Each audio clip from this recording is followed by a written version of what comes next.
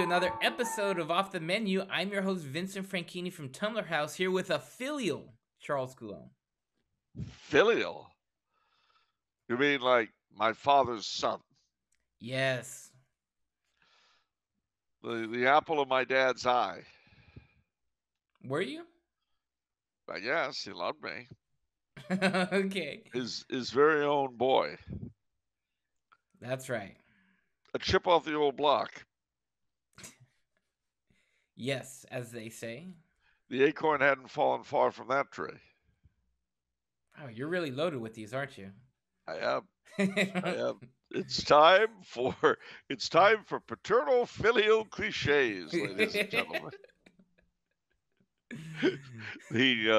No, I'll tell you, it not just my dad. I mean, I think my grandfather, my mother's father. My grandfather's clock was too big for the shelf, so it stood 90 years on the floor. It was bigger by half than the old man himself, but weighed not a pennyweight more. It was bought on the morn of the day he was born, and was always his boast and his pride. It stopped short, never to go again, when the old man died. Tick-tock, tick-tock, his life's minutes numbering. Tick-tock, tick-tock, and years without slumbering. But it stopped dead, never to go again, when the old man died. You actually got me in the beginning of that one. I had no idea you were doing some lyrics. Yeah, see, isn't that lyrical? That's nice. You know, down in Jamaica, they got lots of pretty women. Tell us about it, Charles. They'll take your money, they'll steal your heart. I don't know that one. Oh, well, that's all right. It's from Bob Marley. It's before your time. I know Bob Marley. What song is that? Down in Jamaica, they got lots of pretty women. Okay. You know, he was the great-great-great-grandson of Jacob Marley. What, from A Christmas Story? Yeah, sure. Or Christmas Carol. Christmas Carol. Ugh. I mean, that's why Jacob Marley appeared in a bunny suit in A Christmas Story. They'd been sent to him by his aunt. Instead of the air rifle, they got the bunny suit. Yeah, okay, but that's not Jacob Marley. That's Bob Marley? No, you're You mixing said Jacob everything Marley together. was in A Christmas Story. I said A Christmas Story, and then you said A Christmas Carol, and then you jump back to Christmas Story, and then you called the narrator, the kid, Jacob Marley. But that's not true. So Bob Marley wasn't ever a kid. Did he have an air rifle? Did Bob Marley ever have an air rifle? That's the question. Expiring minds want to know. These are important issues of the day. Well, this reminds me of the pre-show, ladies and gentlemen. Really good pre-show if you really like psychotic breaks. Oh, that's for sure. Yeah, we kind of said farewell to planet Earth on the pre-show. Oh, man. I mean, some of the topics: mermaids, Bigfoot, and the Star-Spangled Crown verse. It's true. We kind of cut the moorings and floated off. It was just the four of us: you, me, the Wizard of Oz, and Judy Garland. I don't know how the thing works. Yeah, it was pretty good. We said farewell to reality for a little while, and it was all good. But so where are we gonna take this show, Charles? I'm gonna let you steer the ship. Oh, I told you I don't know how the thing works. we may end up in Oz or Kansas City. We'll see. No, well, there are a couple of things I really should mention that I think are worthwhile. One is that last Thursday in the real world, and today in phony places like California, was Corpus Christi. And that means that today, Sunday, is the Sunday within the octave of Corpus Christi.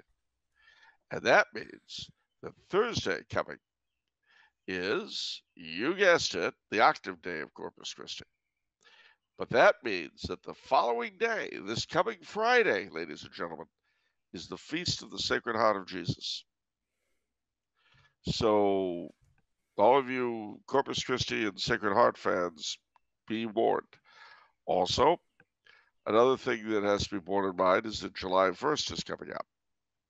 Now, apart from the fact that it's the day my father died, of which more later, and the fact that it's Dominion Day for all of us Canadians, and the fact that it's the Feast of Sacred Emperor Sarah for all of us Californians, it is also the Feast of the Precious Blood. Just as June is, no, not Pride Month. I'm sorry. June is not Pride Month. It is the month of the Sacred Heart. Just as July is not Sloth Month, but the Feast of the Precious, but the month of the Precious Blood. Why are you looking at me that way? Is that what the government said? It gave July to sloth? No. All 7 sins get their own months now. Oh, I got you. Okay, that makes sense. Yeah, so July is Sloth Month, according to the government. But for us, it's the month of the Precious Blood. Got it. All right. I realize these things require clarification because everything's so confusing today.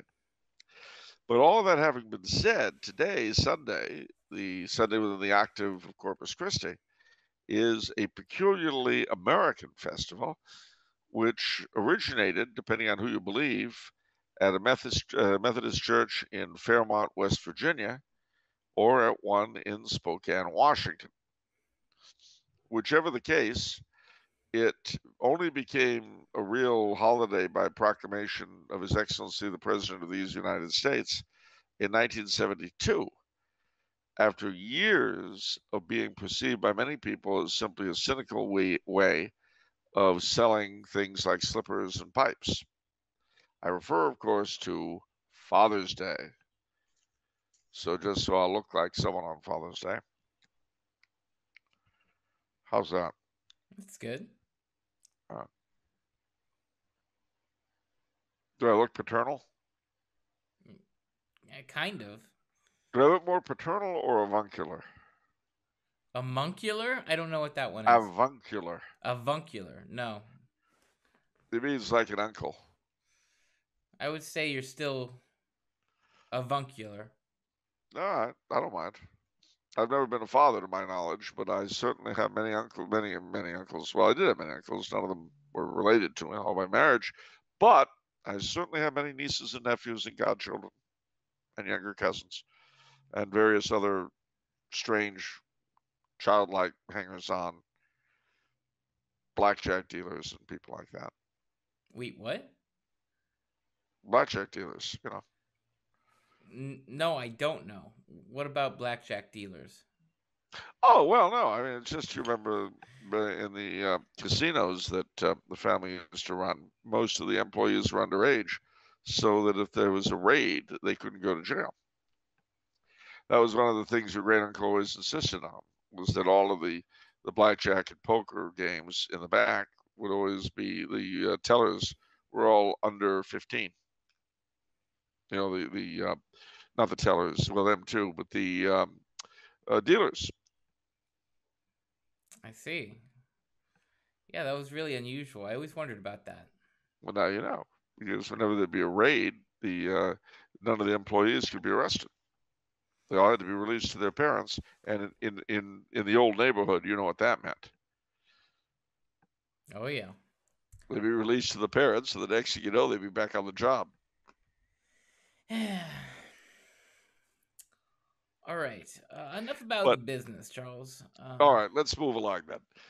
Move along, as you might say. No, so what I think we will do today is something very unusual in honor of Father's Day. Ladies and gentlemen, you will know if you've been following the show that I tend to quote, refer to, and use as an illustration a lot my late father, Guy Joseph Conrad Coulombe, 1926 to 1996. He died at the old age of 70. And people have asked, increasingly over the past year, if we would do a show dedicated completely to my father. Well, this is it. So you're going to know more about Guy Coulombe than you ever wanted to. Probably more than he would want you to. Because my father was a very unassuming man in a lot of ways. He was a great believer that he didn't blow his own horn at all, and he was a great believer that his deeds were more important than any reward for them. It's just like he was never a joiner. If he joined something, he worked very hard for it, but he didn't collect memberships and things like some people do.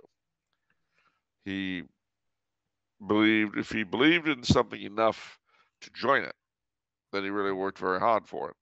And if he didn't feel it was worth working very hard for, he didn't bother with it. But I digress. In place of the means of production tonight, you will see some chronologically arranged pictures of my father at various stages. And when that's done, we will answer some of the questions that have come in about it. All right. Would you like me to start, Charles? Almost. Okay. I'll just say before we jump on the pictures, my father was quite simply the greatest man I've ever known. And I will explain why as we go through it. But um, he died in 96, and I've had many, many years and a lot of time to compare him to other people. So I don't say that lightly. My father was an interesting mix of things. He came from a family that was French Canadian. His first language was French. He was born in New Bedford, Massachusetts on January the 21st, 1926. He, although the French Canadians were shall we say, considered somewhat déclassés, the white niggers of North America, as they have been referred to unkindly. Yes, that's the N word, but I'm using it in context. So if you don't like it, learn French. That way I could say les nègres blancs de l'Amérique du Nord, and then you'd understand what I'm saying. And then you couldn't be offended. Anyhow, they did not occupy a very high rung on the social ladder in New England. The Yankees and the Irish dominating things. The Irish on behalf of the Yankees is good errand boys. Anyway, the Democrats ran the Democratic Party, the Yankees the Republican Party. So in 1885, my great-grandfather came down from Quebec to entertain the mill workers. And after a few years, made enough money that he decided to stay in the States. And he bought our family plot, which we've all been buried in ever since, in Notre Dame Cemetery in Fall River, Massachusetts. Well, he in turn produced he and his wife, Caroline Pelletier, produced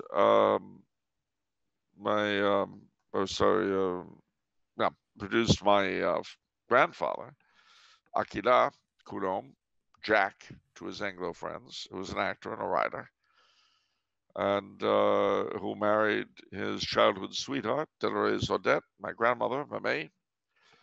They had two children, my father, who was the younger, and my aunt Fleurette, who was the older. They had a third when my grandfather died, and my grandmother lost a child. So this was the Depression, 1933. So immediately, having gone from a certain amount of wealth, owning a car, taking the Fall River line first class to New York, which is something my father never forgot, they were suddenly poor. And the grand old whaling mansion on Water Street, that was such a big part of my dad's memories, was not sold, but became a boarding house. That was how my grandmother was able to keep it. That and doing, what do you call it, bookkeeping, which she had a background in. So my father went to, they were members of Sacré-Cœur, Sacred Heart Church in New Bedford, and my dad went to school there. He had Flemish and French nuns of the Sisters of the Sacred Hearts, half the day in English, half the day in French. And the result, was that he was perfectly bilingual and perfectly literate in both languages. And when he wanted to sound like a Parisian, he could. When he wanted to sound like a métis out of the backwoods, he could do that to him. He was always fascinated with radio, and for a while, he and his mother ran a radio program on the local radio station in New Bedford called the Franco-American Hour. Dad was very proud of being French. Well, if the Depression hadn't been bad enough, they were hit by something else, and that was World War II. In 1940, and this is a story, ladies and gentlemen, I never knew until my dad died. And the priest who offered the funeral in New Bedford, offered the funeral mass, Requiem, he told the story. I had never heard this before. It was amazing. Typical of my dad, though. When France fell in 1940, as you can imagine, nobody was quite happy about it in the little Canada of New Bedford. Now, mind you, my dad's family were all America first. They had no desire to go to war at all. But the fall of France was still a kick in the head. So the Sunday after it happened, the day they surrendered on Saturday, it was Mass the following day. After Mass, everyone was gathered in the parish hall and just not very happy about anything. And my father got up on a table and began to sing La Marseillaise, which everyone joined in on. They all felt a lot better. But when you consider that in 1940, he would have been 16. Is that right? No, younger than that, 14. That's quite something for a 14-year-old to do. He, from the very beginning, he loved the Catholic faith. The pastor of his childhood was a fairly heroic priest by the name of Monsignor Valois, who not only founded the parish, but a school, a high school, an orphanage, an old age home, and a credit union. He was quite remarkable. And he was the spiritual director, you might say, of my dad's childhood and youth, and was very much his idea of the perfect priest. And one of the things Dad used to say about Father Valois was that he was forced to become a Monsignor. He didn't want it. 3 times he turned it down, and the bishop ordered him to accept it into holy obedience. Well, he had he always wore the cassock with the red buttons, the red piping as a Monsignor. But his old black cassock, which he had worn as a priest and as a seminarian, the thing about Monsignor Valois was that if you wanted to give him something, you had to give him the thing. If you gave him money, he would spend it on the poor. He never did anything for himself. So the window in his bedroom was broken years before. He never repaired, because that would cost money, you say. So he would take his black cassock, ball it up, and stick it in the hole in the window. But once a year, on Good Friday, when in those days Monsignore had to wear black vestments, he would pull the thing out of the window, press it, and wear it. And it stank of mildew. And so as a result, for my father, Good Friday, the smell of mildew was always bound up with Good Friday for my dad. Well, anyhow, he was very, very close to his grandmother, my great-grandmother, and they were extremely close because when my father was born, the umbilical cord was wrapped around his throat, and he was born blue, and they thought he was dead. But my great-grandmother did not believe it, and she breathed the life back into him, and she saved his life. So from that time on, they were extremely close and had all sorts of strange connections. But when he turned 17, his mother would not allow him to go into the army. He was her only son. He had no obligation to go.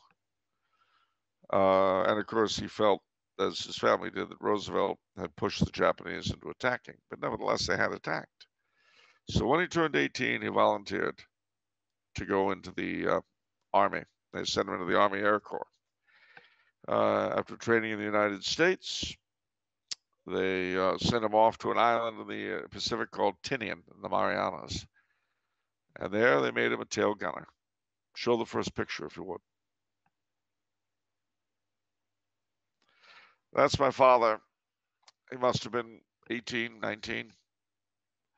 And he had already seen men die. The tail gunner, who did both B-17s and B-29s, his bomb crew were called Deacon's Disciples.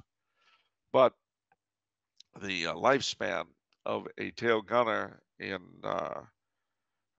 combat was seconds.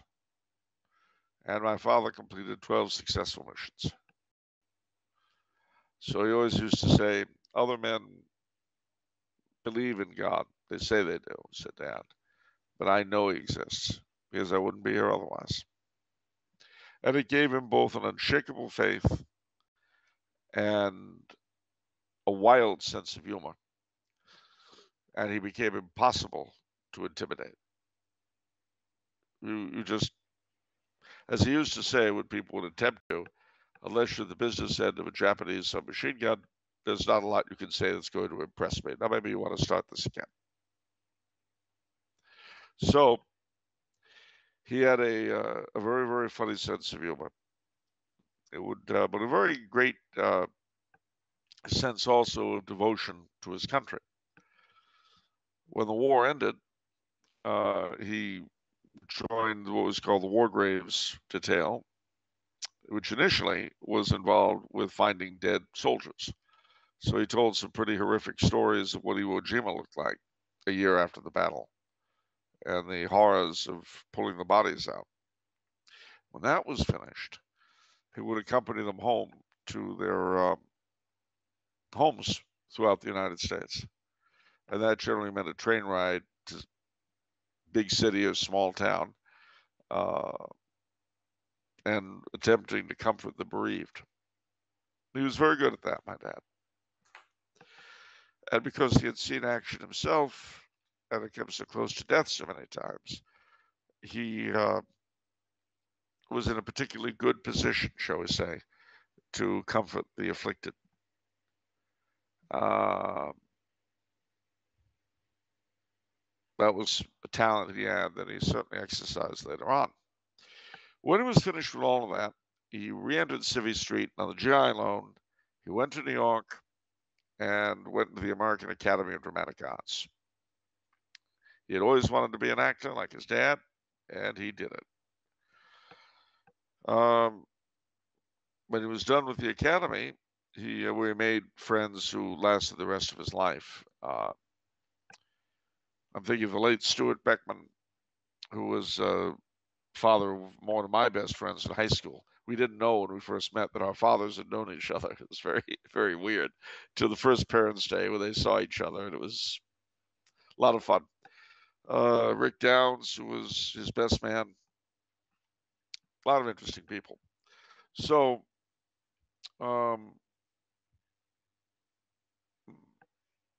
my father went into radio and was pretty good at it, radio acting. In those days, radio had everything television would later have, soap operas and comedies and so forth.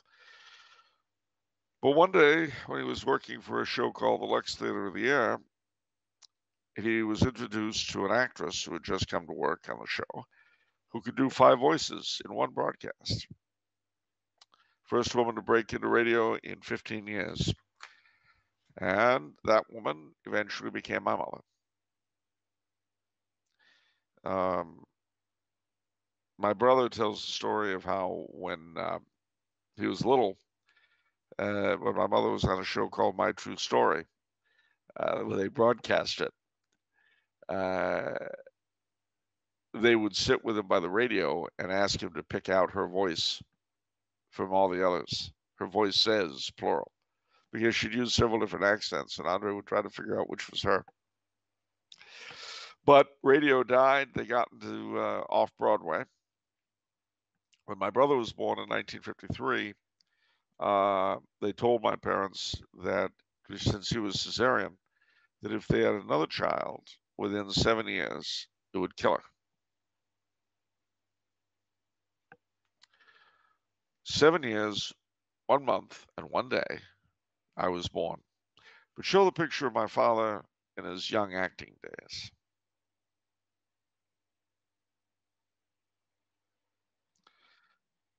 Not a bad-looking fellow. But, as I say, he met my mother in 1951, and this picture was taken shortly after they were married at my great-uncle Joseph's place in New Bedford.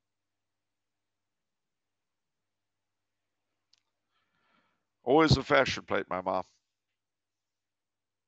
So was he. They were an interesting couple. We used to say my father was the only man born who could handle my mother. Nobody else could. So, long story tedious, Dad, on November the 8th, 1960, he found himself the proud possessor of not one but 2 sons. And life went on, but in 1965, the bottom dropped out of Off-Broadway. And our financial affairs were terrible. So Dad decided the thing to do was to go to California.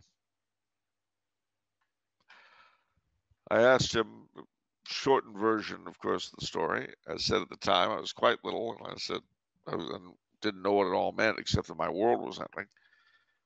And I said, "Are we poor?" He said, "No, we're not poor. We're broke." I said, "What's the difference?" He said, "If you're broke, you just don't have any money. But if you're poor, that's a state of mind, and it will never go away."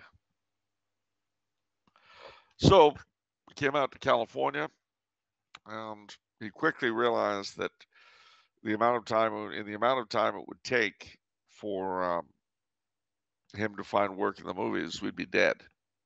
And he had 2 sons to feed and educate. So he got a job with a company called Hellman, Silver, Lober, and Meckler. Did I mention they were called Hellman, Silver, Lober, and Meckler? Yes, well, they were. And they, in turn, had subcontracted with the Walt Disney Company to design the waterways for a ride called Pirates of the Caribbean. And that was what my father did for them.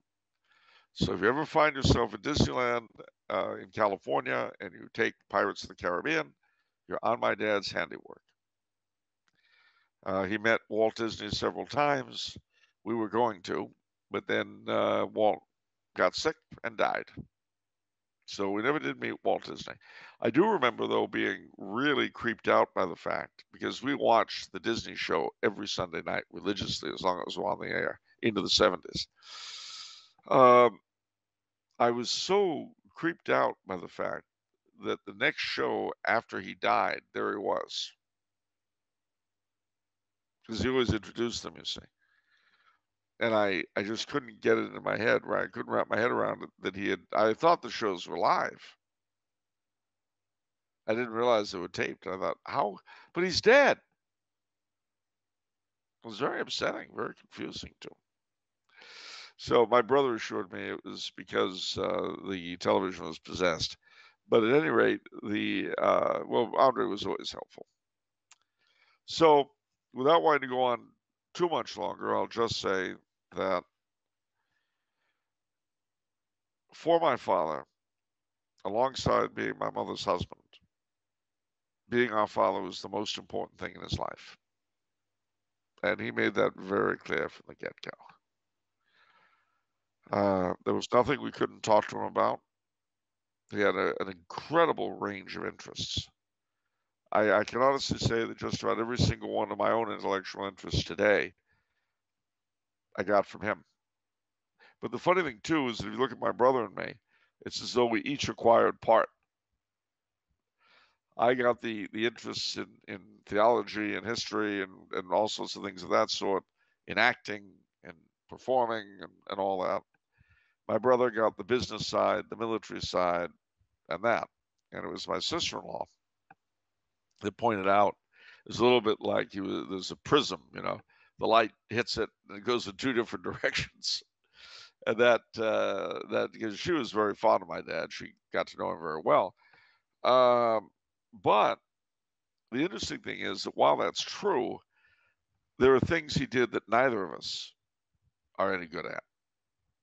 He was a crackerjack sketch artist. He could play poker and pool with the best of them. And neither my brother nor myself were any good at either game. And there were a lot of other things like that. So, I mean, he was just the most astonishing individual. And he could talk with anybody about anything. And in short order, our friends, my brothers and mine, would often come to him for advice because you could talk to my dad that way, as I say, about just about anything. During this time, of course, we had the great excitement, the explosion after Vatican II. My father never tried to sugarcoat anything, but he was a man of faith.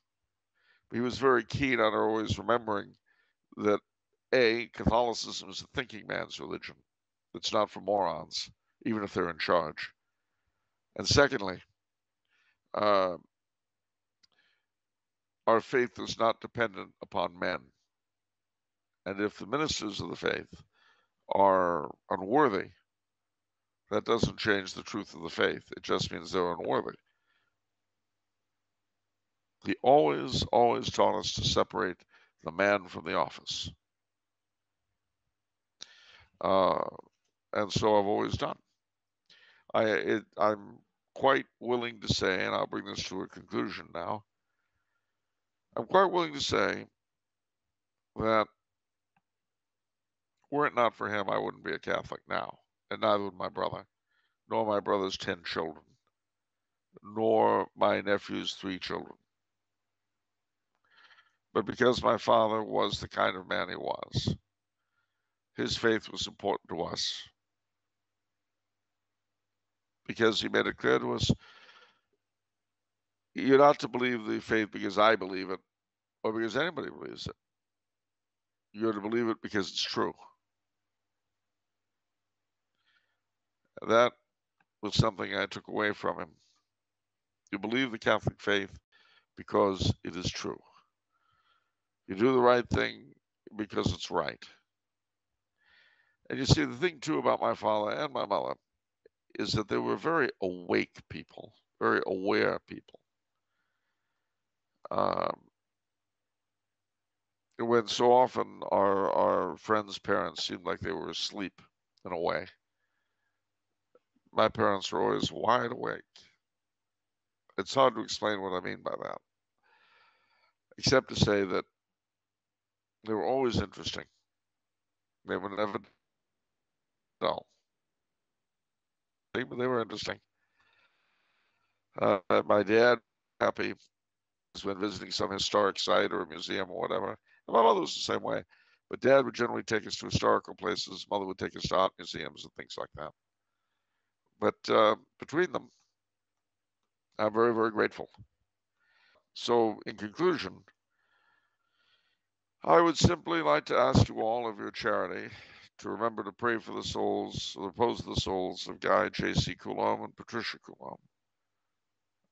If I have done you any good at all, it's because of them. I would not be the man I am today without them. My father always taught us to give what you have. He called it casting your bread upon the waters. That was a phrase he used a lot. And he liked to quote St. Paul, gold and silver I have none, but what I have I give freely. And that's why he was, as I say, consulted by all sorts of people. My father was never a wealthy man. Never. He made some money. He had a good bit of it when I was born, but it didn't last. But he was such a rich man in so many ways. There was such a depth to him.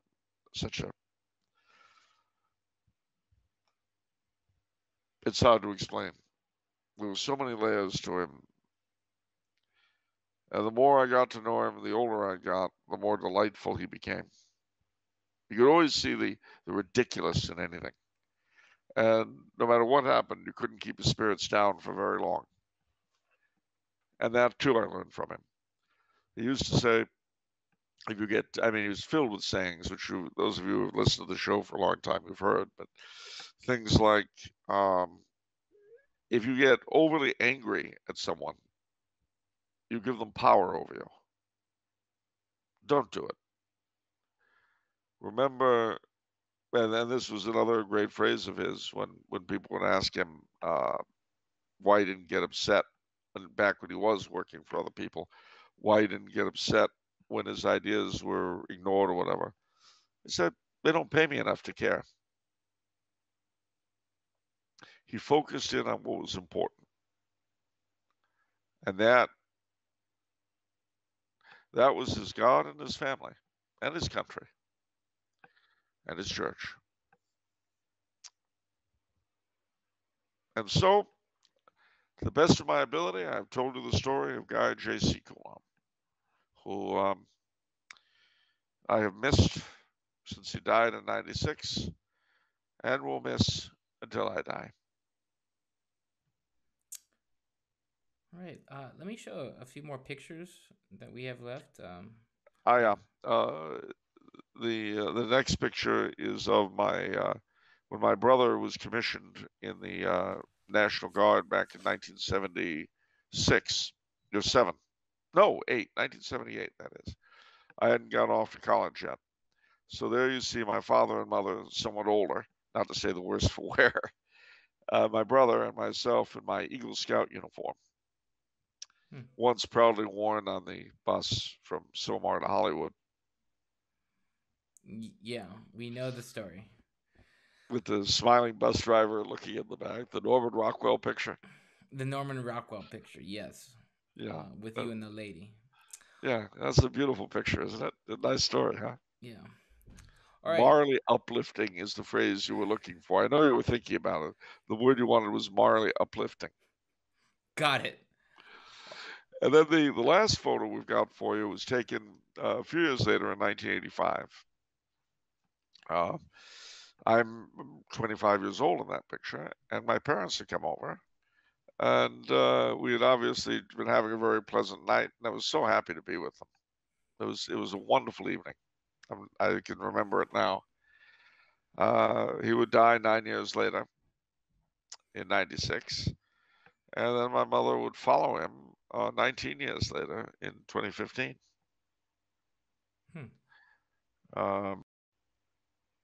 She was never the same after he died. And it was funny, the day he died, she and I went to lunch.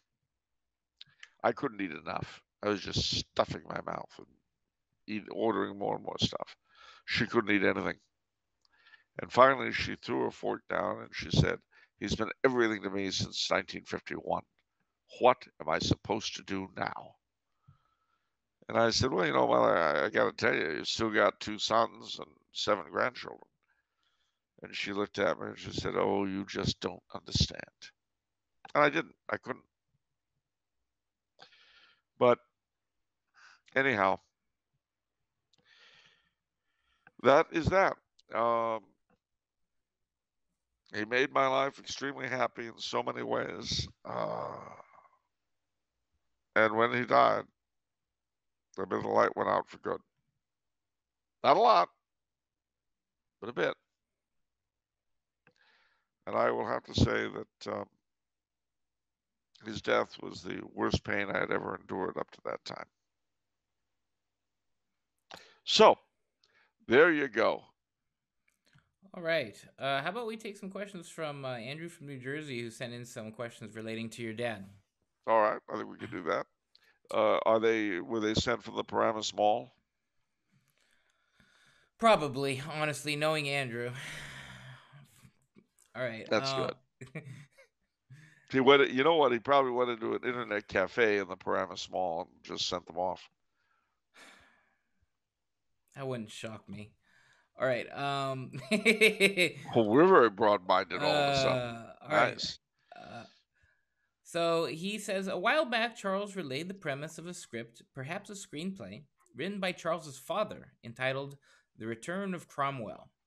I'm a little hazy on the details, but I remember it involved something like men returning from war to discover that in their absence, the country had embraced gay marriage and general hedonism. So a bunch of men got together and retook the country in a somewhat brutal way. If I've mischaracterized anything, please correct me. My That's quite correct. That's exactly what happens. my questions are: how does the title, "The Return of Cromwell," fit this description? What does Cromwell have to do with the central plot? Well, basically, the main character is a returning army general from endless wars in the Far East, the commander of the Army of the Orient. And uh, through his eyes, we see the terrible country he returns to, that he's been risking his life for 10 years. Um, so he is Cromwell. He becomes he resolves that he's going to set the thing to rights. He rallies his recently demobilized men, gathers some other supporters, and they march on Washington and clean their clocks, basically, and he becomes the military dictator. And he imposes a very Puritan and, in some ways, unpleasant regime.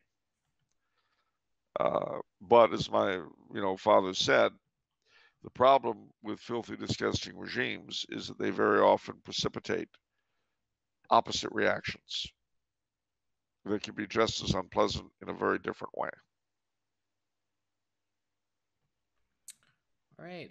Though it may be speculation, how does Charles think his father was able to be so prophetic about the direction the world would end up going in? Well, my dad was a very keen observer of life, of people in general. He had a very deep knowledge of history. And more than that, what Belloc calls a historical intuition. He he had a he I mean there was nothing psychic here. It's not like, he was reading the tarot cards or staring into a crystal ball. It was purely an interpretation of the way the trends were going at that time. We had just legalized birth control. We had just we were pushing for abortion. In LA, the gay lobby was very, very big. And see, he knew a lot of people in a lot of different positions. That's the other thing, of many, many kinds. And he knew the way the trends were going. He knew the way our elites were headed. And from all of that, he cooked up the story. Right? Having lived so close for so long, I am certain that Charles's father must have had reason to visit the great state of New Jersey on more than a few occasions. Does Charles know his father's thoughts on New Jersey? Did he ever tell him any stories about the things he did in New Jersey or the things he liked about it? Did he ever visit the Garden State with his old man? Well, frankly, if we did visit the Garden State at all, because see, Jersey was the unknown shore. It was the Palisades. It was the beyond place. Um, the only time I can remember being in Jersey with my dad was at Newark Airport, changing planes to go to Europe. But I do know he went there on his own. In World War II, and at some other point, he went to Fort Dix. He used to tell piney jokes about the inhabitants of the Pine Barrens. He had told me about the Jersey Devil. I think that's the first place I heard about it, was from my dad. So he had some awareness of New Jersey folklore. Um, I have a feeling he performed in plays in Jersey, but I can't really remember where. And of course, his interest in the Revolutionary War uh, led him to introduce me to things like the battles of Trenton and Princeton and all that. But he also pointed out that Jersey is no place a born New Yorker would want to live. Really? He explicitly said that. Yeah. Well, where this came up, we were watching an All in the Family episode. And basically, there's the prospect that Archie's daughter and her annoying husband, the son-in-law, the meathead, are going to move out. So they come back from house searching, and he's going on, Archie, we were everywhere. We went all through Queens. And Archie goes, try Jersey. He says, and we were at Brooklyn, we went through the Bronx, try Jersey. We even looked at Staten Island, nothing we could afford. Try Jersey. And so finally he says, Arch, I hate Jersey. And Archie Bunker's response was, everybody hates Jersey, but somebody's got to live there. And so my dad thought that was rather funny and said, you might not be entirely correct, but native New Yorkers, as a rule, do not like going out to Jersey. Now, there are some exceptions. Yeah. It's true. I mean, there have been, there's this one Italian fellow we know who worked for an Italian restaurant. And he thought that he might want a house out in Hackensack. Okay. What? Okay, You Billy okay? Joel. Yeah, okay. Okay, Hackensack. Come let's come back to reality. Oh, In like answer Hackensack's not reality, pal. Trust me, Hackensack is more reality than Southern California will ever be. Southern California can't handle Hackensack. Hackensack's a nightmare. All right. That's what I said. All right. You Can remember in Star Spangled Crown, one of the characters was the Lord Mayor of Hackensack. How could I forget? All right. Final question from Andrew. He says, "Can Charles please take a moment and discuss what he has learned about fatherhood from his dad, and how one can faithfully fulfill the vocation of fatherhood today? What advice or lessons can Charles give to fathers currently raising their families based on what he saw from his own father growing up?" Well, the first thing, Dad would always say people know how to get married, but they don't know how to be married.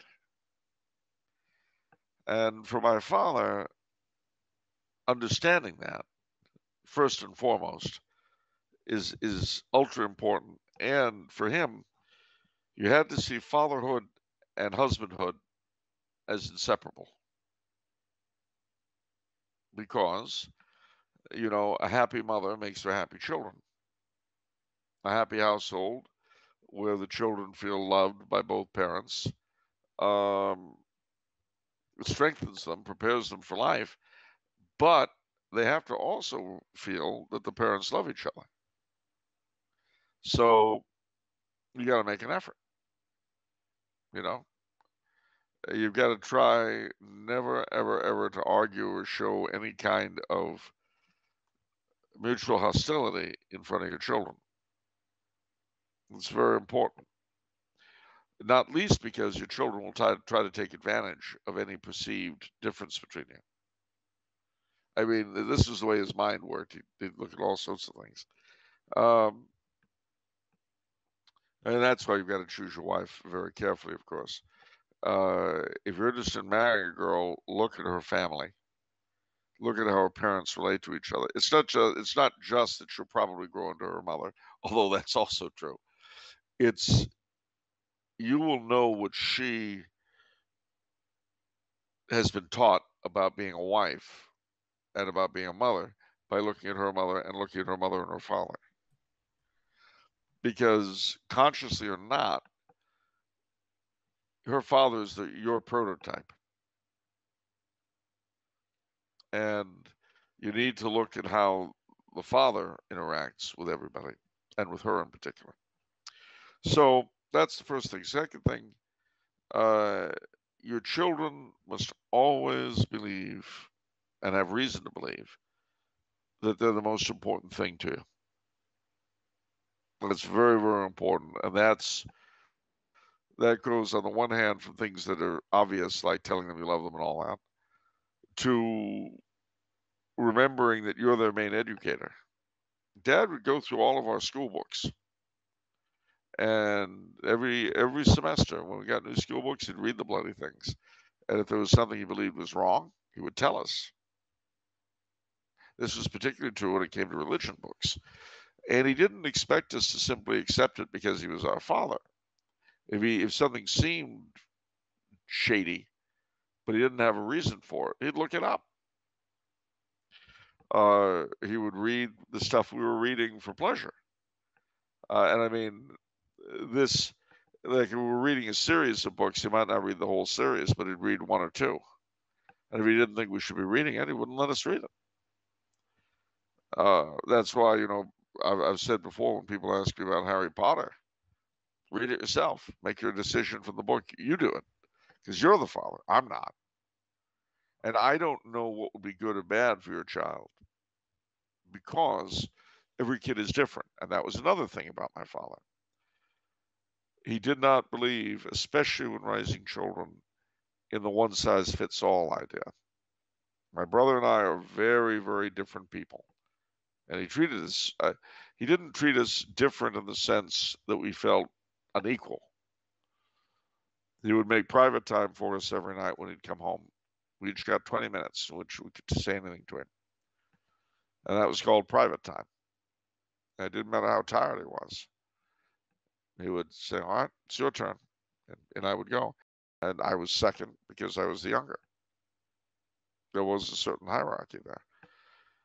He took very seriously his religious duties as a father, including the old French Canadian custom of blessing us on New Year's, uh, saying grace, making sure we got to Mass.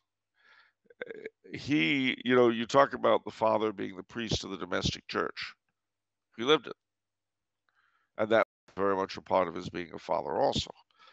If we were interested in anything, whether it was beekeeping or weather statistics, to pull out two things, one that I was interested in, one that my brother was interested in, no matter how obscure, he'd get into it and he would make sure we had all the information we could get on it. Another rite of passage with him was being taken to the library. And I wasn't around for it because Andre's 7 years older, but with both of us, and then with some of the grandchildren later, taking us down to the library and getting our first library card and showing us the Dewey Decimal System, teaching us how to tie our ties. This was a rite of passage. When I was 14 and my dad took me into the bathroom and taught me how to tie a long tie and a bow tie, this was a rite of passage. And it was a very, very important thing, as was the talk about sex and chicks. That actually came in several installments, starting at age 12 and culminating, I guess, at 15. Um, he made a point of attending everything he possibly could. We were very much into the Scouts, and my dad, as a result, was on the committee, worked very closely with our Boy Scout troop. Um, he any school thing he was into, uh, because we were. He used to say, when I go up before the judge after I die, I'm not going to be asked how much money I made or what my position in life was. I'll be judged on my own sins and virtues and on how good a father and how good a husband I was. And so he said, I have to do the best job I can by you, because if I don't, I'll pay for it. He saw, in the final analysis, he saw fatherhood as a religious duty. But at the same time, he was a lot of fun. We could wrestle with him, and when we were younger, we played war games with him, toy soldiers and all that, and chess. And I mean, he was a lot of fun to be around. And in terms of putting all this advice together, You should try to be your children's hero.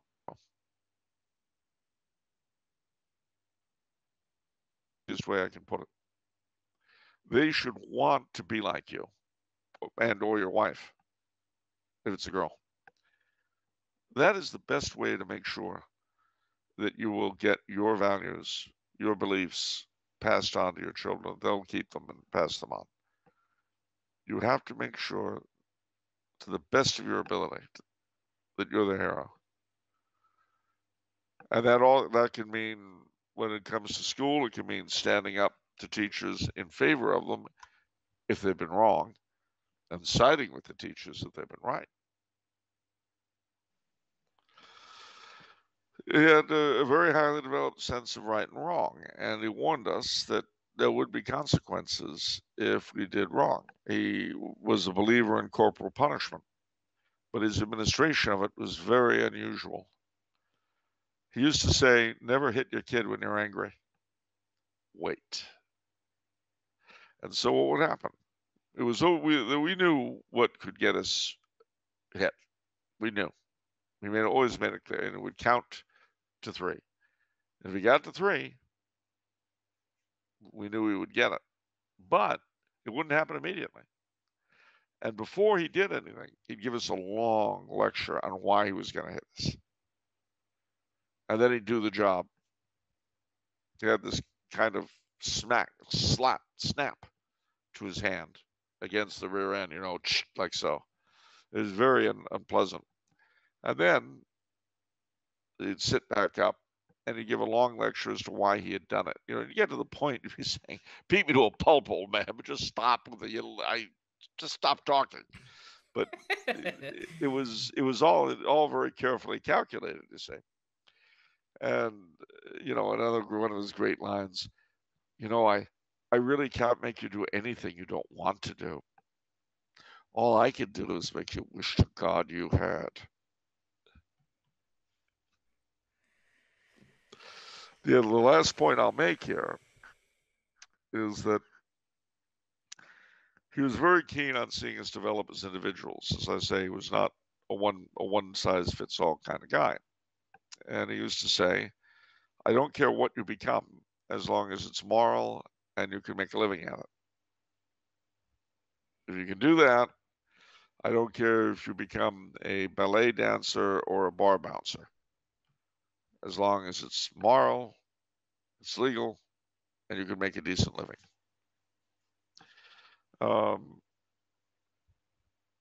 And so he worked very hard, as I said, implied earlier, to help us develop our various talents and to work around or compensate for or overcome our weaknesses. Because we were, in a nutshell, his main study.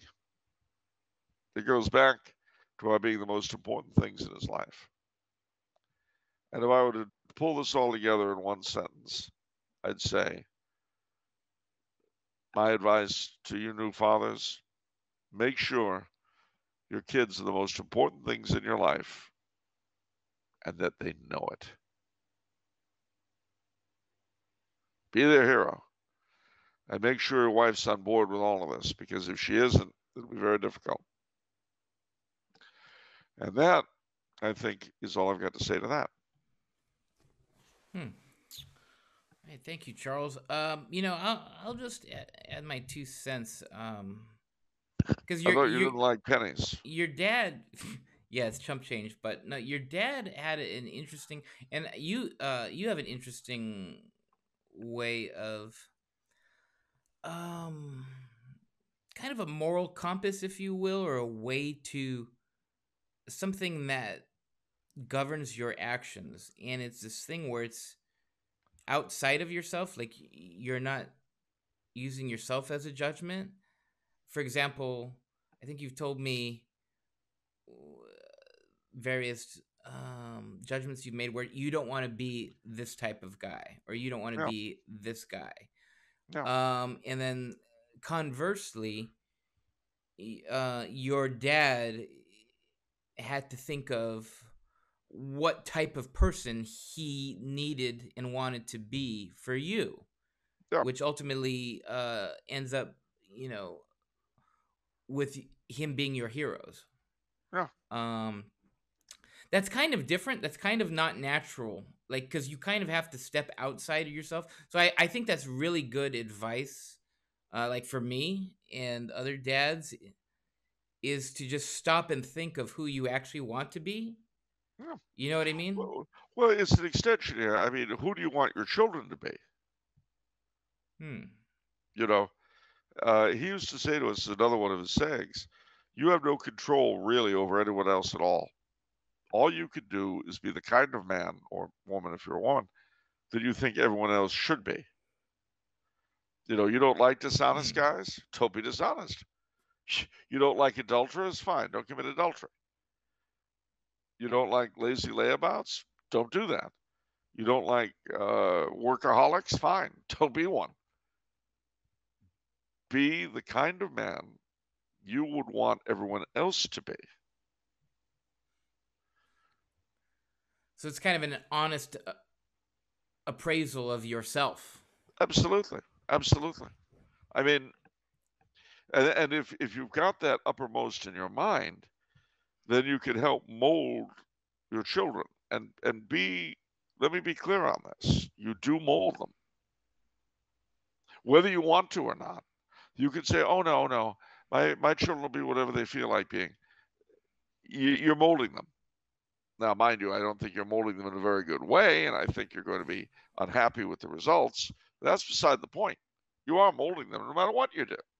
So it's so much better to do it consciously and with a particular goal in mind. So, and my father was clear about this. As I say, he didn't care what we did for a living as long as it met those criteria. But he wanted us to be Catholic gentlemen, his phrase, not mine, who were capable of serving God and their fellow man to their best ability in whatever field that they pursued. That was his goal for us. Um, and that was the ideal that he always put out in front of us. Another line he used to use was the mailed fist and the velvet glove. You should be courteous and affable, but strong and immovable. You should never start a fight, but you shouldn't walk away. And I mean, these lines, they're just flowing out over each other as I'm sitting here. I mean, don't bother trying to be the Soviet Union. Everyone will try to knock you down. Be Switzerland. More trouble than you're worth. Hmm. There's another question. Um, it's actually coming next week, but it was such a good question that it's already kind of occupied my mind. And I forgot who sent it. My apologies. But it was a question relating to how to be in community organizations, but when you already have job obligations, familial obligations, like how do you manage that? How do you do that? So I guess my question here is, did your dad do that, and if so, how much? And let me preface this too, like for me personally right now, just being married, I can't do that at all anymore. So yeah. Well, he focused in. As I say, he wasn't a big joiner. I mean, Yeah. he worked very hard with the Scouts because we were Mm. there. As long as it lasted, he was very active with the French Canadian Council in Los Angeles, the Knights of Columbus. Oh. Uh, and this had a lot of benefits to it, not least exposing us to our own countrymen. It gave me the chance to speak French and things like that, which, um, but he didn't do a lot of things for the same reason that you can't right now. He focused on one or two or three. Now, mind you, he was active toward the end of his time. I'd say the last 15 years or so of his life as we got older and didn't require as much. He had been, when we were in New York, after he left the active army, the Army Air Corps, and then the Air Force as it became. He joined the New York State Guard, which he was a member of all the while we were in New York. We came out to California. He was too busy to do anything like that.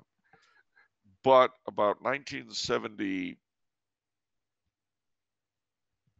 or 9, when I went away to college, sometime then, he joined the California State Guard. And, did a lot of work with them until he died. He was posthumously promoted to full colonel by the governor of the state. Because he really believed in the State Guard and in what they do, which basically is to play the role of the National Guard when the National Guard is called up. And at the time, it didn't seem like it would ever happen. Now, of course, well, it's not as bad now, but the past 20 years during the Forever Wars, the Guard was constantly getting called up. And so the State Guard in various states had a lot on its plate. Yeah. And it showed its importance. Even in our insurrections in 2020, in the summer of 2020, as opposed to the mostly peaceful demonstrations at the Capitol. What? I knew it was one or the other. I hope you write a history book one day, like an actual textbook, so you can constantly tout these certain overlooked things, mostly because I want that to live forever. The mostly peaceful demonstrations. But I have a feeling it's going to be wiped out. Well, I'm sure they want it to be, but as I said, I get confused. The mostly peaceful demonstrations in the Capitol and the insurrections during the summer that burned thousands of businesses and killed scores of people. Right? Yeah. That's what they mean by that, right? Because it couldn't be reversed, could it? Because if it were reversed, that wouldn't make any sense in terms of numbers. What? I'm just saying. Anyway, the thing is that during the summer rioting and all that in California, the state guard really proved its mettle. So that was something he believed in sufficiently to put a lot of work into. But again, he went into it after we were essentially raised. And he took up a lot of interesting habits at that time. Gunsmithing was another thing he did, which he'd always been interested in but never done anything with at all. When I went to Nemi, he ended up earning his gunsmith's permit, though he never really used it. But he just wanted to do it, and he did. That period of his life was the most my time he had. Because he didn't have a lot of my time. There were a lot of things that he did not pursue because he was busy with us. And I can remember asking him if he regretted giving up his theatrical career.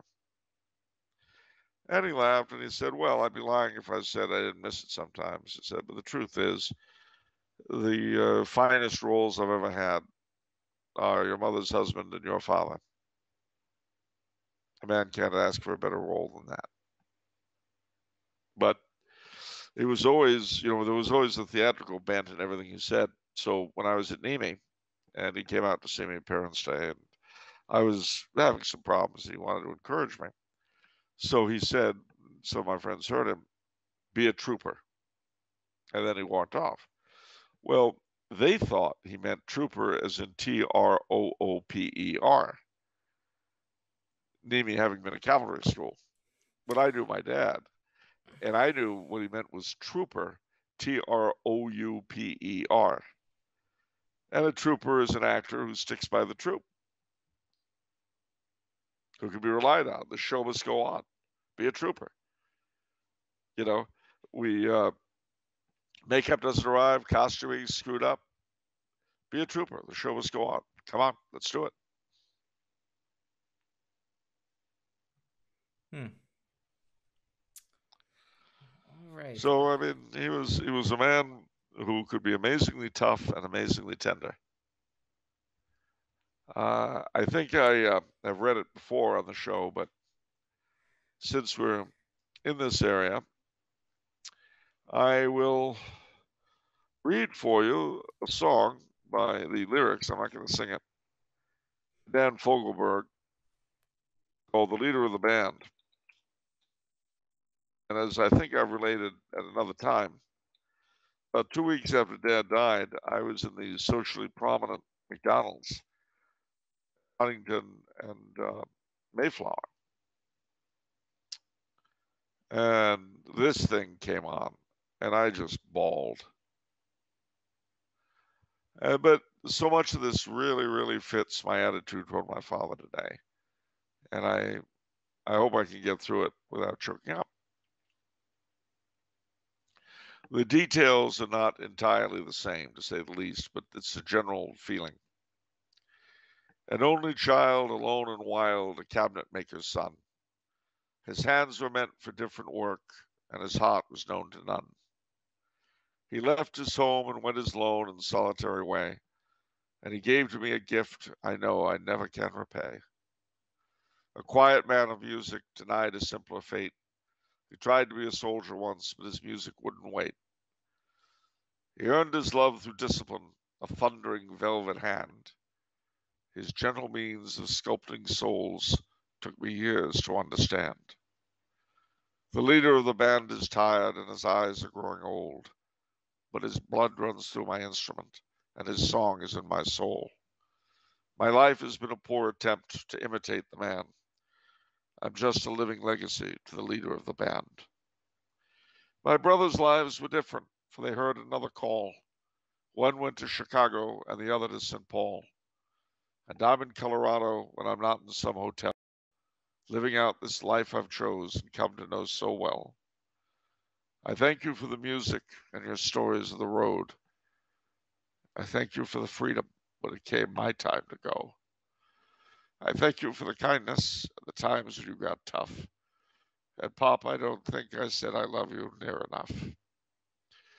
The leader of the band is tired and his eyes are growing old, but his blood runs through my instrument and his song is in my soul. My life has been a poor attempt to imitate the man. I'm just a living legacy to the leader of the band. I am the living legacy to the leader of the band.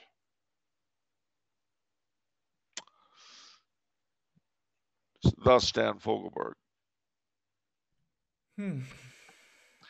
The among the things that really resonates with me in that thing are his gentle means of sculpting souls. Took me years to understand. Hmm. Uh, Very true. Yeah, what is it? Did you say your dad's like the high priest of your family or something like that? Yeah. Yeah, the it's funny those qualities that what as tough as can be, but as gentle as can be. Reminds me of good priests too. You know what I mean? Like Well, yeah. all father figures, all yeah. There are three peculiarly male roles. Oh, I know. I'm being a gender specific person. Tough. There are three peculiarly male roles that interact with each other. Each of the two reflect the other. They are father, priest, and king. The father, as this is as should be, we're talking ideals, of course, but the father is to a degree king in his home, and he's priest. He's the director of the family's religious life. The priest is king in the confessional, anyway, as should be. Then he's father for obvious reasons. And the king is the father of his people on the one hand, and the chief layman of the realm on the other. Hence all of the religious and quasi-religious ceremonies around kingship. Those are our three male roles. And we live in a society that has managed to abdicate, truncate, or destroy all three.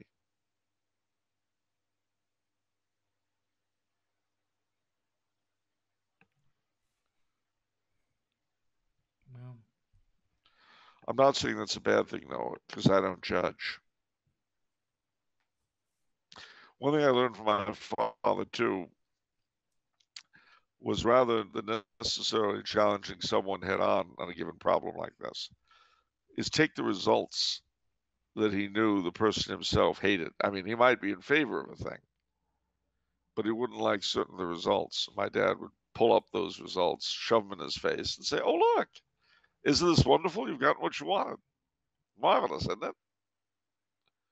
That was how he played it. I mean, give you another example of the man in action. I remember when I was 14.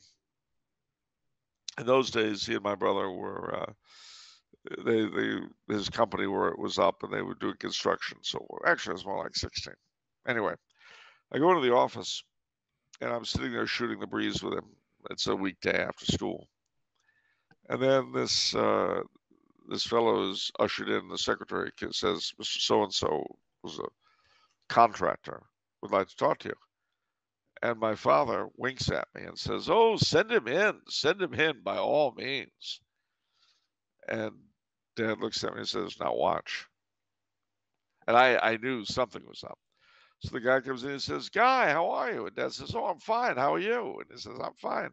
You know, Guy, I understand you sent out bids for another construction job." And Dad says, "Oh yeah, I sure did. Well, you didn't contact me. You didn't send out the call to me." And Dad says, "No, no, I didn't. No, no, not at all." "Well, why not?" And I says, "Oh, well, you remember the so and so job? Do you remember that?" He goes, "Yeah." "Well, do you recall cheating me out of $20,000? Do you remember that part?" He goes, "Well, see, I didn't say anything about it at the time. I didn't say a thing about it. But this is what we call a short-term gain for a long-term loss. You got 20 grand out of me, and the wonderful, wonderful satisfaction that comes with cheating a stooge. I'm sure you felt very good about it. That's your short-term gain. The long-term loss is that not only will you never do business with this office again, but I will ensure that everyone I know knows what kind of a crook you are." Now, a smart person at this point would have left. Not a smart man.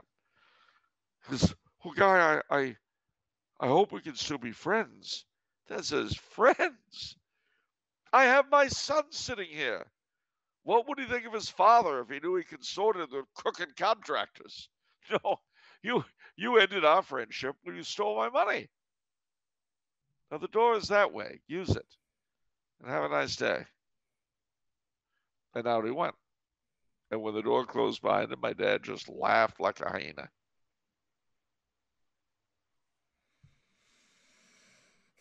And I said, "Dad, what a that's 20 grand. That's a lot of money." He goes, "Yeah, I know. It was quite a loss." "Well, aren't you going to pursue him?" He said, "No, he's too clever. He cut it here, he cut it there. It would be very hard proving it in court, and it would cost more to try to do so." So he said, "I had to take my losses, but as you see, I got my own back." And he said, "Besides, that wasn't an empty threat. Uh, Everybody we know in common are going to know what kind of a thief he is. Have no fear." Hmm. And that was typical of my dad. You definitely picked that up from him, I feel, with your approach and methodology with bullies, whether it be in the playground or in the sacristy. Just try to be helpful. Uh, We all need help now and then. You know that. A helping, guiding hand. I mean, helping and guiding.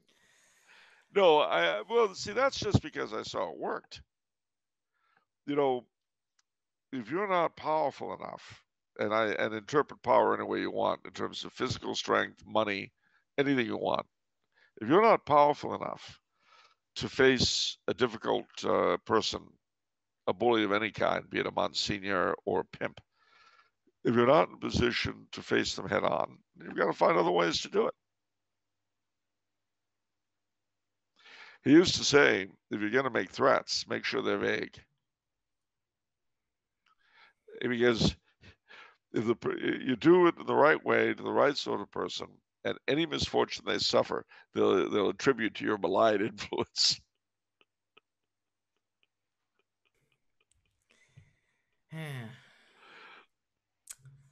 All right. Anything else, Charles, about your that you want to express about your dad? Any last things? We're coming up on an hour and 20 minutes. Yeah. All right. Well, just that, as I say, I miss him every day. But shortly after he died, we had the scandals with Mr. Clinton and Monica Lewinsky, who was first Ho prior to Kamala Harris.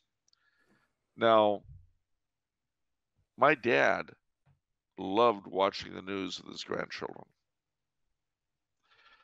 Then he died, and then this thing happened. And I thought to myself, I mean, I miss him. I'm sad he's gone, but God, thank God he didn't live to see a world where we would have had to send the kids out of the room to watch the news. That, and I think about a lot of stuff this way. You know, if he was alive today, I could only imagine how horrified and frustrated he would be by everything. And he would ask himself, you know, is this the country I risked my life for? What are the stars and stripes, old glory, the star-spangled banner, the new constellation? What is it all worth now? But knowing my father, he would tell me to make distinctions. The country are no more the scumbags that rule it than the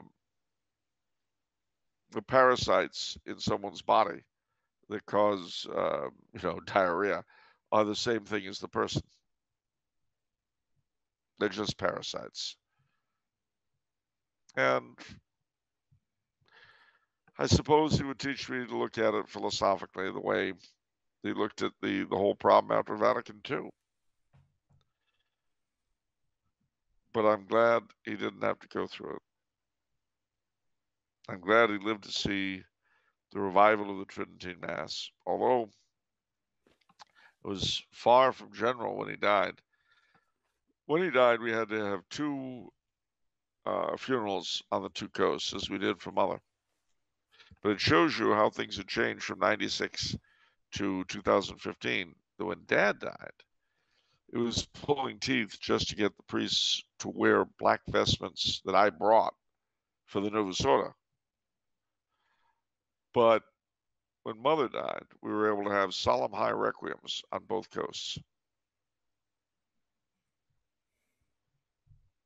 I'll say one other thing, and that is that my dad was very proud of being part Scots, and he loved the Jacobites and the Stuarts. Absolutely loved it. We knew, and he knew, that we descended from a clan that had sent quite a few people to Culloden, and we knew that two of our multiple great uncles had died there. But I wish so badly when I made the discovery, we could have known, well, I'm sure he knows now, that our direct ancestor also fought at Culloden. He, I don't want to lengthen this thing too much further, but I'll close with this. The Battle of Culloden meant a lot to my dad. And there was a book by a man named James Boyd called Drums about the Revolution in North Carolina. Well, the name of the hero is a kid called Johnny Fraser, but his father is a Highland immigrant and a veteran of Culloden. And my dad would read this particular passage to us. I'll do my best to try to do it the way he would have done. It inspired me as a boy. It inspires me now. Uh, the boy wants to go off and the boy wants to go off and fight in the American Revolution. And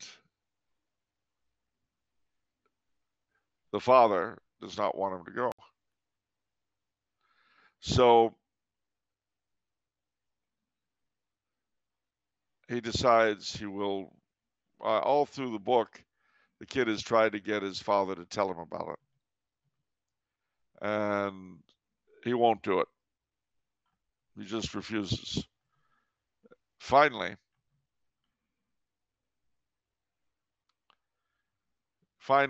when the son is resolved to go join the revolution, the father calls him to his side and he says the following. He says, Caroline, to the wife. His father spoke the boy as like, you might just leave us. I've somewhat to say to the lad. Without a look behind her, his mother fit a rush light and climbed the narrow stair. Again they sat silent. His mother's light footfalls sounded overhead. A damp log sizzled. The wind whined in a crevice. Culloden. The word was like a sigh. Do you remember when you were a little tyke, how you always after me to tell you of Culloden? But you never did, Danner. No, for it's something I've been trying to forget these 30 years. John Fraser drew his heavy legs under him and leaned forward. But no, he said, I'll tell you, Culloden. He slowly shifted first one foot, then the other. And when I'm through, you'll understand the reason. He settled heavily in his seat, curled a ponderous hand on each knee, and gazed in the embers. For 12 long hours that day, we lay in our ranks on the moor, just lay there and pressed our faces in the heather, while the British round shot ploughed us through and through. Closing his eyes, he drew a heavy breath and opened them again. I could still see the bloody heeling bodies spinning through the air. He paused again. His breath came quick and sharp. At last we could bear no more. There were no orders, but suddenly the heeling line, 3,000 strong, rose together and charged. All down across the moor I could see their broadswords swinging. Their blue bonnets were bobbing, their kilts were swirling. We hit their line with a heeling cry and smashed it. The claymores were rising and falling on English backs like scythes of the harvesters. Up, down. He raised his hand to the measure of the stroke. It wavered and fell to his side. Then came the trap. Back of the line we broke, we met a second. The first rank were kneeling, and twa ranks stood behind. Before we could come to grips, they fired their volleys. Our men withered like flowers in the blast, withered away. There were none left, only a handful. We fell back up the hill. At the top I looked behind me. There, all across the English front, were white patches lying in close spots and heaps on the moor, the legs and thighs of the clansmen. The lads had gone down, still charging. Their kilts had fallen forward and left them bare. Every white spot showed where lay a Fraser, or a Maclean, or a Cameron, or an Appin Stewart. He stared straight ahead through the fire into the burning heart of the bygone tragedy. So that was the end, boy. The end of the fight, but the beginning of the butchery. They chased us and they harried us through the glens. They killed our men wherever they found them, and drove our cattle and our women too. The Hielands were a waste when they were done, and have been ever since. I did not stop myself to see the finish of the run. I learned of a French brig that lay off the coast and ran for my life. But on the way I saw enough of smoking cots and stripped dead bodies to wake me up sweating until I die. His father turned his steady, deep-set eyes on him. You've said just now you joined the rising in the provinces. Well, son, you're a man now, and must do as you've a mind. But before you make your choice, I'd have you know both sides. There's nae glory to war except the silly dreams of children or the fast memories of old men. It's bloody and no good comes of it. And as for rebellion, if rebels against Great Britain could ever succeed, we should have. We were united, we were fighters and at our head we had our lawful king. We'd beaten the English a dozen times and chased them clean to London. But still they sent fresh troops against us. We lost. He glanced again on the fire, then leaned toward Johnny. What chance, then, have these provinces with a dozen different nationalities within their borders, with thousands honestly loyal to King George and tens of thousands indifferent or cannily waiting to see which way the cat will trump? We no arms, no ammunition, no ships, no training, and with the Indians on one flank and the British Navy on the other. I tell you, lad, the business is fantastical. And if, against all reason, it should succeed, what have you got? What have you got at the price of all that blood and misery? You've merely traded a government of tinsel fops for a government of fustian demagogues. But, Dara, you can't say that of Mr. Washington or Mr. Lawrence or even Wiley Jones. They're gentlemen, I grant, and they're leading now. But bide a while, my son. The people, having been told that they are free and equal, will never stop till they've driven from office every man with a clean shirt till his back. John Fraser smiled grimly and touched Johnny's arms. That's if you win.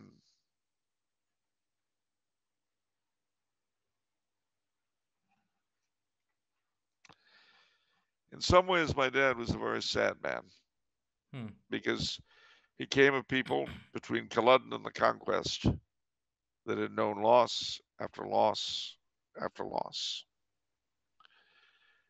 But he always said that it's not defeat that matters. What matters is picking yourself up again and doing it again until you die.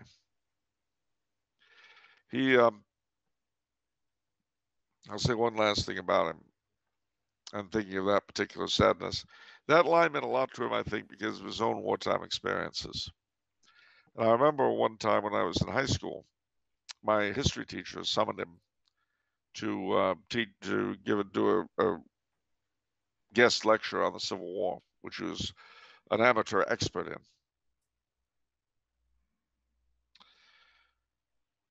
When he finished, my classmates cheered, and we drove off. But he was very, very sad. And I didn't know why. And I said, Dad, what's wrong? And he said, Son, when I look at the faces of your classmates, I see the faces of my own friends who marched off to that war and never came back. He said, one day you'll have seen the elephant, and when you have, you'll know how I feel. And he was right. One day I did see the elephant, and I know now how he felt. But with all that sadness, he was as good a companion, as much of a joker and a lot of fun as anybody I've ever known. And really, I think at the end of the day, that is how the real adult, sees life. At once, sadness and horror and agony, and beauty and glory and truth, and sheer ridiculosity, all at the same time. And that he passed on to his brother and me. His brother, I mean my brother and me. And I hope I've been able to pass some bit of it on to all of you. All right. Thank you, Charles. That'll do it for this episode. If you'd like to ask Charles a question, we encourage you to become a patron for as low as $5 a month. Send in your questions, get access to the pre-show. We had an amazing pre-show, 45 minutes worth. But yeah. But wait, there's more. There's more. Also get early access and 20% off our Teespring merchandise, like blankets, the tapestries back here. You can get those at the Teespring store. Yeah. All right. We better get going, Charles. I suppose so. Just feel free to send glazed donuts to me anytime you like. What? Oh, now we don't like glazed donuts. Is that it? It's all. Can you even ship glazed donuts internationally? Like, will that I, work? I Can you ship I food don't like think that? so. Yeah. I doubt it. I highly doubt it. uh, I did though. I think I mentioned to you before we did the show one night. It was the funniest thing. Somebody, it was friends of my neighbors across the hall. When they came back from vacation in the States, they sent back with them. They took them in the overnight flight 2 glazed donuts for me, oh, and I ate them before the show. Or very sorry, let nice. me do it properly.